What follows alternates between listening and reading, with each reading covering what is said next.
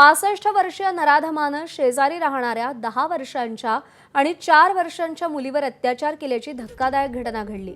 या आरोपीनं 10 वर्षीय मुलीवर 1.5 महिन्यात 4 वेळा आणि 4 वर्षीय मुलीवर एकदा अत्याचार केल्याची माहिती पोलीस तपासातून समोर आली आहे। या प्रकरणी नराधमावर पॉक्सो आणि अॅट्रॉसिटीचा गुन्हा दाखल करण्यात आलाय। या प्रकरणी रमजान बागवानला वाकड पोलिसांनी बेड्या ठोकल्यात। घरात कुणीच नाही हे पाहून या नराधमानं 10 वर्षीय पीडित मुलीचं तोंड दाबून तिला स्वतःच्या घरी घेऊन गेला। हे शेजारच्या एका महिलेनं पाहिलं होतं। दरम्यान या महिलेनं या प्रकाराची माहिती पीडितेच्या आईवडिलांना दिली आणि त्यानंतर हा संपूर्ण प्रकार उघडकीस आला।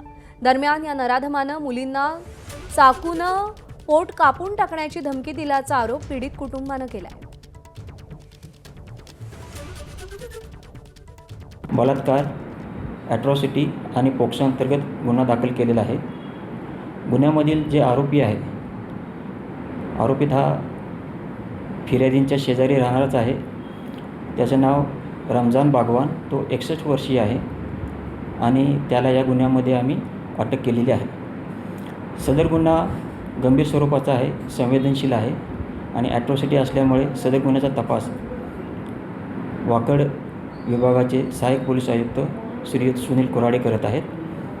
गुन्ह्याची गंभीरता लक्षात घेऊन या तपासकामी आम्ही विशेष तपास पथक स्थापन केलेलं आहे। एबीपी माझा, उघडा डोळे बघा नीट।